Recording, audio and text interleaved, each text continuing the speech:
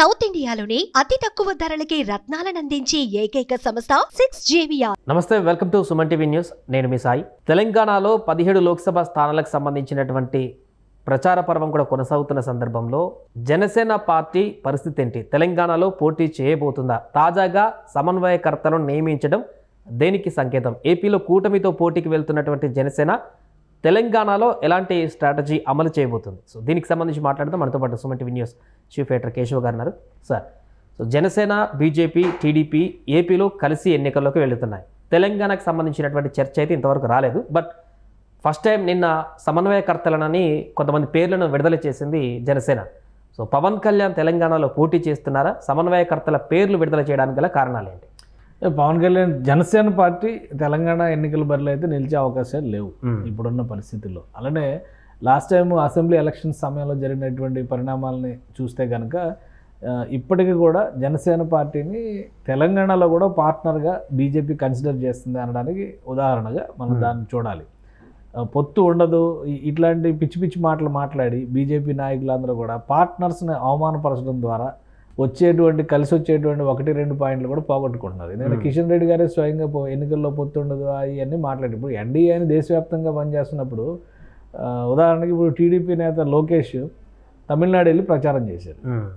ఎందుకని? బీజేపీ కూటమిలో ఉన్నారు కాబట్టి అక్కడ ఉన్నటువంటి తెలుగు వాడు ఏదైనా అవసరం రావచ్చు, ఒక 100 రకాల ముందు అంశాలను ఆలోచించిన తర్వాత నిర్ణయం తీసుకోవాలి. కానీ ఇక్కడ తెలంగాణ బీజేపీ నేతలు నోటి దురుసుతనం వలన కలిసి వచ్చే వాళ్ళని కూడా పోగొట్టుకుంటున్నటువంటి పరిస్థితి చాలాసార్లు చూసాం. బీజేపీ పరంగా అది ఉంటే వెర్షను, జనసేన పరంగా ఏంటంటే కొన్ని నియోజకవర్గాల్లో బలం ఉంది, ప్లస్ పవన్ కళ్యాణ్ అభిమానులు ఉన్నారు, వీళ్ళ ఓట్ ఫ్యాక్టర్ ఎంతో అంత కలిసి వస్తుంది అనుకుంటే ఆయన క్యాంపెయినర్గా, స్టార్ క్యాంపెయినర్గా రాష్ట్రంలో ఉపయోగించుకోవచ్చు. 1-2 సభల్లో ఆయనతో నిర్వహించడం వల్ల పెద్ద నష్టం ఏమి జరగదు. లాభం జరగకపోయి ఉండొచ్చు, ఆ తర్వాత విషయం. నష్టం అయితే జరగదు. సో ఇక్కడ మళ్ళీ తెలంగాణ, ఆంధ్ర అనే సెంటిమెంట్ పనిచేసేటువంటి పరిస్థితులు ఇప్పుడు ఏమి లేవు. ఎవరి రాష్ట్రం వాళ్ళది, ఎవరి ఇల్లు వాళ్ళది, ఎవరి పద్ధతి వాళ్ళది, ఎవరి సంసారం వాళ్ళు నడుపుకుంటున్నారు కాబట్టి ఆ సమస్య వచ్చేటువంటి వాతావరణం లేదు. కావాలని ఉద్దేశపూర్వకంగా రెచ్చగొట్టేటువంటి చర్యలు మాత్రం కొంతమంది చేస్తూనే ఉన్నారు. అది ఇక అలాంటి వాళ్ళకి ప్రజలు బుద్ధి చెప్తారు, దాని గురించి ఆలోచించాల్సిన అవసరం. ఇప్పుడు జనసేన పార్టీ తీసుకున్నటువంటి ఎజెండా ఏంటంటే రాష్ట్రానికి సంబంధించి ఒక పార్టీ వ్యవస్థగా, ఒక పార్టీగా ఉంది, ఇక్కడ కేడర్ ఉంది, కొంతమంది నాయకులు పనిచేస్తున్నారు. వీటన్నిటిని దృష్టిలో పెట్టుకుని తెలంగాణ పార్లమెంట్ ఎన్నికలకి సంబంధించినంత వరకు ఒక సమన్వయ కమిటీని ఏర్పాటు చేసింది. అందులో ఇప్పుడు జనసేన పార్టీ రాష్ట్ర ఉపాధ్యక్షుడు ఉన్నారు, ఆయన మహేందర్ రెడ్డి. అటు ఆంధ్ర కమిటీలోనూ వేస్తారు, ఆయన తెలంగాణ కమిటీలోనూ వేస్తారు. విచిత్రం ఏంటంటే ఆయన ఎప్పుడు ఏ మీటింగ్లోనూ కనబడరు, ఏ ప్రెస్ మీట్లోనూ కూడా ఆయన కనీసం పార్టీ పాలసీ ఇదని చెప్పేటువంటి పరిస్థితి కూడా ఉండదు. అదే ఆయన్నే ఇన్ఛార్జిగా పెట్టి ఇప్పుడు కమిటీ వేశారు. సో ఈ కమిటీ ఎలా ఉంటుంది అనేది మనం ఆలోచించాలి. ఇంకోటి ఏంటంటే ఆల్రెడీ నేమూరి శంకర్ గౌడ్ కానీ, రాజలింగం కానీ, పొన్నూరు శిరీష్ కానీ, సాగర్, వీళ్ళందరూ కూడా, అలానే ప్రేమ్ కుమార్ కుకట్పల్లి ఎమ్మెల్యే క్యాండిడేట్ కింద కంటెస్ట్ చేసినటువంటి ఆయన, వీళ్ళందరినీ కలిపి ఒక కమిటీగా వేశారు. సో పార్టీ అస్తిత్వం తెలంగాణలో అలాగే ఉంది అని చెప్పేటువంటి ప్రయత్నం పవన్ కళ్యాణ్ చేసినట్టుగా మనం చూడాల్సి ఉంటుంది. ఈ ప్రయత్నానికి తగ్గట్టుగా బీజేపీ నుంచి రియాక్షన్ ఉంటే ఇక్కడ కూటమి పార్టీ కింద ప్రచారంలో అంతో ఎంతో సహకరించడానికి అవకాశం ఉంది. ఉమ్మడి కరీంనగర్ జిల్లా కూడా సమన్వయకర్తనని ఒక పేరును మెన్షన్ చేయడం జరిగింది. అక్కడ బండి సంజయ్ పోటీ చేస్తున్నాడు బీజేపీ నుంచి. మరి వారిద్దరు కలిసి సమన్వయంతో వెళ్ళేటువంటి అవకాశం కరీంనగర్ లో చేశారు. సాగర్ని ఇన్ఛార్జిగా వేశారు. సాగర్ సీరియల్స్ ద్వారా ప్రేక్షకులందరికీ కూడా సుపరిచితుడైనటువంటి వ్యక్తి. మొగలి రేకుల్లో ఆర్కే నాయుడు అనే క్యారెక్టర్ ద్వారా చాలా, ఆయన తర్వాత సినిమాల్లో కూడా చాలా సినిమాల్లో యాక్ట్ చేశారు.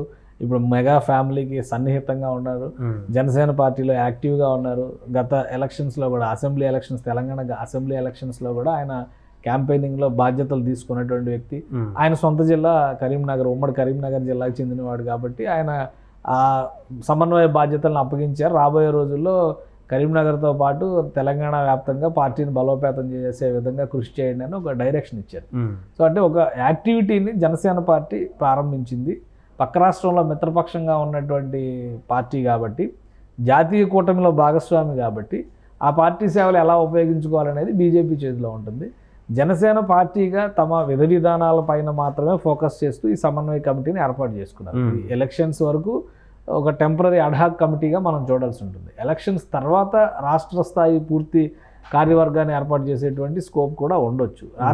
తెలంగాణ రాష్ట్రంలో కూడా కాంగ్రెస్ పార్టీ ఉన్నటువంటి నేపథ్యంలో గతంలో బీఆర్ఎస్ పార్టీ ఉంది. బీఆర్ఎస్ పార్టీతో అంతో ఎంతో కొంత సత్సంబంధాలు ఉండడం, ఫిల్మ్ ఇండస్ట్రీ పరంగా పవన్ కళ్యాణ్ కూడా ఇక్కడ ఏదో యాక్టివిటీ జరుగుతుంది, డెవలప్మెంట్ ఏదో జరుగుతుంది అనేటువంటి ఒక ఆలోచనతో ఆయన దూరంగా ఉండడం. కొత్త రాష్ట్రం కాబట్టి ఇక్కడ నిర్మాణం జరగడం ఇంకా ఎక్కువ అవసరం ఉంటుంది కాబట్టి ఇక్కడ రాజకీయంగా ఎక్కువ నేను కదలికలు ఉండవు అనేటువంటి సంకేతాలు ఇచ్చారు.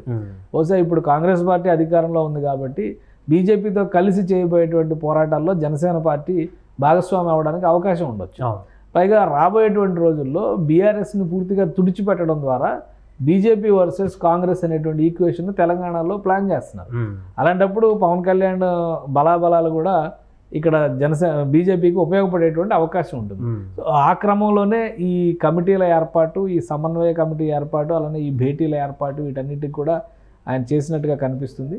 రాబోయే రోజుల్లో ఎలా దీన్ని ముందుకు తీసుకెళ్తారనేది ఇప్పుడు ఆసక్తికరంగా. ఎలక్షన్స్ని దృష్టిలో పెట్టుకుని అంటే ప్రజల్లోకి వెళ్ళాలంటే ఇది ఒక అనువైనటువంటి సమయం. సో ఆ అంశాన్ని దృష్టిలో పెట్టుకుని ఆ పార్టీలో ఉన్నటువంటి కీలక నేతలందరితో కూడా ఒక కమిటీని ఏర్పాటు చేశారు. ఈ కమిటీ ద్వారా బీజేపీకి ఏదైనా సాయం కావాలంటే, ఎందుకంటే సెటిలర్స్ ఓట్స్ ఇన్ఫ్లుయెన్స్ చేసేటువంటి అవకాశం ఉంటుంది. హైదరాబాద్, రంగారెడ్డి జిల్లాల్లో ఉన్నటువంటి సెటిలర్స్ ఓట్స్ కావచ్చు, అలానే స్థానికంగా ఇప్పుడు సాగర్ లాంటి వాళ్ళు ఉన్నారనుకోండి, స్థానికంగా ఎదిగినటువంటి వాళ్ళు. సో వీళ్ళ ప్రభావం కూడా ఉండేటువంటి ఛాన్సెస్ ఉంటాయి. వీటన్నిటిని దృష్టిలో పెట్టుకుని జనసేన ఆ కమిటీ వేసినట్టుగా మనం చూడాల్సి ఉంటుంది. సో తెలంగాణ ఎన్నికల్లో ఈసారి ప్రచారంలో పవన్ కళ్యాణ్ కూడా పార్టిసిపేట్ చేసేటువంటి అవకాశం ఏమైనా ఉందా? ఎందుకంటే ప్రధాని మోదీ ఎట్లా సభలు ఉంటాయి కాబట్టి కనీసం అలాంటి సభలనైనా పాల్గొనేటువంటి అవకాశాన్ని చూడొచ్చా? అంటే ఒకటి, పవన్ కళ్యాణ్ మైండ్ సెట్ని బట్టి చూస్తే ఆయన ఇది ఏదో అయాచితంగా అట్లా ఏదో ఒక కమిటీ వేద్దాము చూద్దాము అనే ఉద్దేశంతో వేసేటువంటి వ్యవహారం అయితే ఉండదు. ఒకవేళ ఇండికేషన్స్ ఏమైనా ఉంటేనే ఆయన అటువంటి చర్య తీసుకొని ఉండొచ్చు. ఇంకోటి ఏంటంటే, రేపు ఎంపీ సీట్లు ఇక్కడ ఎక్కువ గెలవాలి, 12 సీట్లు గెలవాలి, 14 సీట్లు గెలవాలనేటువంటి ఆలోచనతో బీజేపీ నాయకత్వం, కేంద్ర నాయకత్వం చాలా బలంగా పనిచేస్తుంది తెలంగాణలో. పవన్ కళ్యాణ్ శక్తియుక్తులు అవసరమని బీజేపీ నాయకత్వం నమ్మిందా లేదా అలాంటి ఇండికేషన్స్ ఏమైనా ఇచ్చిందా, ప్రచారానికి రావాల్సినటువంటి అవసరం ఉంటుందనేటువంటి అంశంలో భాగంగానే పవన్ కళ్యాణ్ ఈ కమిటీని నియమించారనేది కూడా మనం తెర వెనుక ఏం జరిగింది అనేది అప్పుడే చెప్పలేము. కానీ అలాంటి ఆలోచన ఉంటేనే ఈ కమిటీ నియామకాలు తన పార్టీ వైపు నుంచి చేయవలసినటువంటి ఏర్పాట్లు పవన్ కళ్యాణ్ చేసుకుంటూ ఉండవచ్చు, రాష్ట్ర నాయకత్వంతో సంబంధం లేకుండా. ఎందుకంటే బీజేపీ రాష్ట్ర నాయకత్వం రోజుకు ఒక మాట మాట్లాడుతుంది.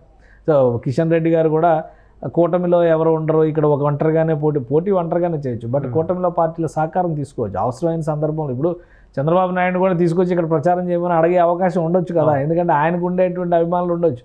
ఎందుకు ఇప్పుడు రేవంత్ రెడ్డి కాంగ్రెస్ పార్టీని లీడ్ చేస్తారు, ఏపీలో ప్రచారం చేస్తున్నారు. చంద్రబాబు నాయుడు కనుక వస్తే రేవంత్ రెడ్డి తెలుగుదేశం పార్టీ కేడర్ అంతా కూడా రేవంత్ వెంట నడవాలనేటువంటి ఒక ఇండికేషన్ ఇచ్చారు. అందుకనే లాస్ట్ టైం ఎలక్షన్స్లో ఆ ఓట్స్ అన్నీ కూడా కాంగ్రెస్ కన్వర్ట్ అయినాయి అనేటువంటి అభిప్రాయం ఉంది. సో దాన్ని బ్రేక్ చేయాలనుకుంటే చంద్రబాబును కూడా తీసుకురావడానికి అవకాశం ఉండొచ్చు.